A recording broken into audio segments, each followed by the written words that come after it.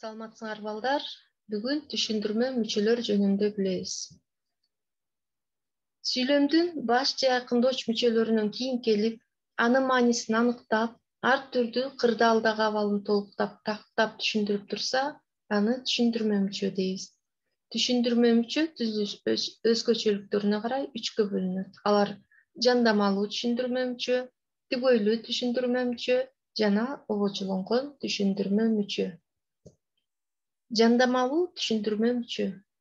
Аныкталгычтан кийин жанаша айтылып, анын кесибин, туугандык байланышын, жаш өзгөчөлүгүн, сапатын жана башка белгилерин көрсөтүп турса, муну жандамалуу түшүндүрмө мүчө дейбиз. Жандамалуу түшүндүрмө мүчөдө аныкталуучу сөз көбүнчө адам аттарынан болот да, аны аныктай турган түшүндүрмө мүчөлөр. Бул сөздөр: карыя, байбиче, жеңе, эже, аке, ата, апа жана башка ушул сыяктуу сөздөрдү айтсак болот. Мисалы, Сапар уста колхоздо көптөн бери иштейт. Бул жерде Сапардын ким экендигин жандамалуу түшүндүрмө мүчө аркылуу көрсөтүп турат. Уста экендигин. Демек, бул жерде уста жандамалуу түшүндүрмө мүчө. Акмат карыя нускалуу сөздөрдү көп айтат. Акмат карыя экендигин жандамалуу түшүндүрмө мүчө аркылуу көрсөттү. Бир аздан кийин Чаргын байке, Акия жеңемдер келишет. Бул жерде Чаргын байкеси жана Акия жеңеси экенин жандамалуу түшүндүрмө мүчөлөр аркылуу көрсөттү. Демек, бул сөздөр жандамалуу түшүндүрмө мүчөлөр деп атоого болот экен. Түгөйлүү түшүндүрмө мүчө. Аныкталуучу затка экинчи бир зат отооч кош айтылып, анын кесибин жана ар кандай белгисин билдирип турса, түгөйлүү түшүндүрмө мүчө деп аталат.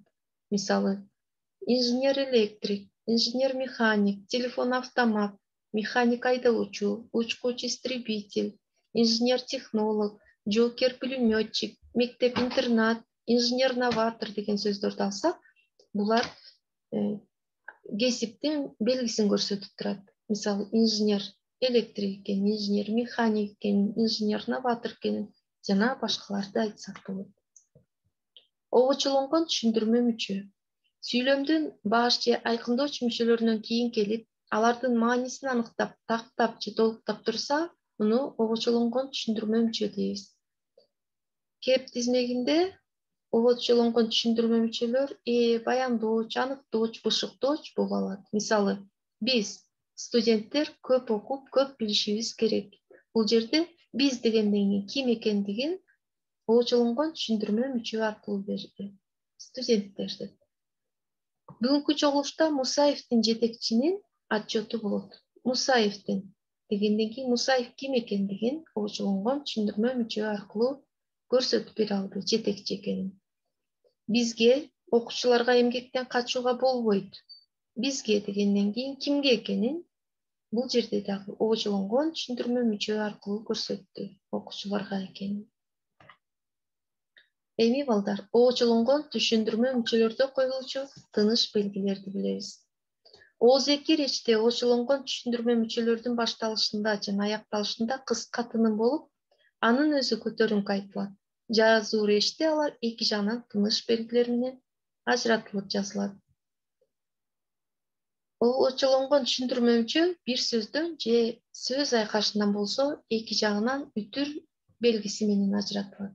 Мисалы, биз студенттер өзүбүздүн университетибизди чексиз сүйөбүз деген сүйлөмдө студенттер обочулонгон түшүндүрмө мүчө. Демек, бул түшүндүрмө мүчөнүн өзүнөн мурда дагы, кийин дагы үтүр белгиси коюлат. Эгер обочулонгон түшүндүрмө мүчө же аныкталып турган мүчө бир өңчөй мүчөлөрдөн болсо, анда түшүндүрмө мүчөнүн астына сызыкча коюлат, ал эми бир өңчөй мүчөлөрдүн ортолоруна үтүр белгилери коюлат. Мисалы, окумуштууларга, инженерлерге, техниктерге, космос кораблин түзгөндөргө урмат жана даңк. Бул жерде бир өңчөй мүчөлөр берилди, алардын ортосуна үтүр коюлду жана түшүндүрмө мүчөнүн астына сызыкча коюлуп жазылды.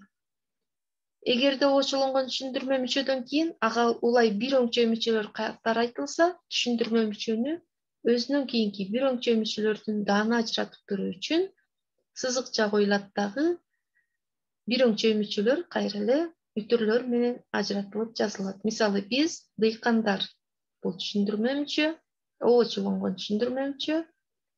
Андан кийин даан, сүт, эт камдасак, жумушчулар биз үчүн кездеме, соко, темир, тырмо, араба, шайман, ар түрдүү толгон нерселерди камдайт. Бул жерде обочолонгон түшүндүрмө мүчөдөн кийин сызыкча, андан кийин бир өңчө мүчөлөрдүн ортосуна үтүр белгилери коюлду. Обочолонгон түшүндүрмө мүчө сүйлөмдүн баяндоочун аныктап турса, түшүндүрмө мүчөдөн мурун үтүр коюлат. Мисалы, сурманын көп чыга турган жери бизде, Кыргызстанда.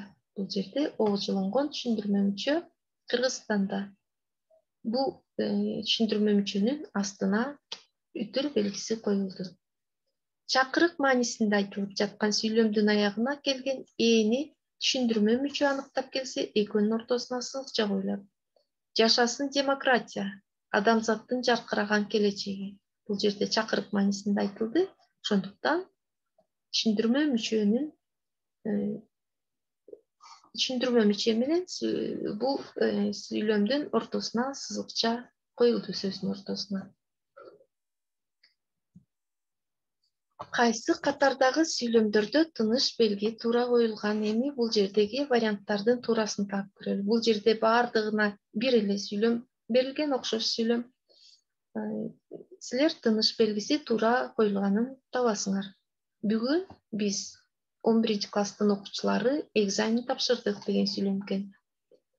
Бүгүн биз дегенден кийин биз деген сөздү обочолонгон түшүндүрмө мүчө аркылуу түшүндүрүп тактап беришибиз керек. Демек, бул жерде Б варианты туура болот. Бүгүн биз 11 класстын окуучулары обочолонгон түшүндүрмө мүчө эки жагынан үтүр белгиси коюлду, экзамен тапшырдык. Демек, Б варианты туура деп белгилейбиз. Мына балдар, бүгүн силер менен түшүндүрмө мүчө жана алардын түрлөрү, обочолонгон түшүндүрмө мүчөнүн тыныш белгилери жөнүндө билдик. Бүгүнкү сабагыбыз ушуну менен аяктады.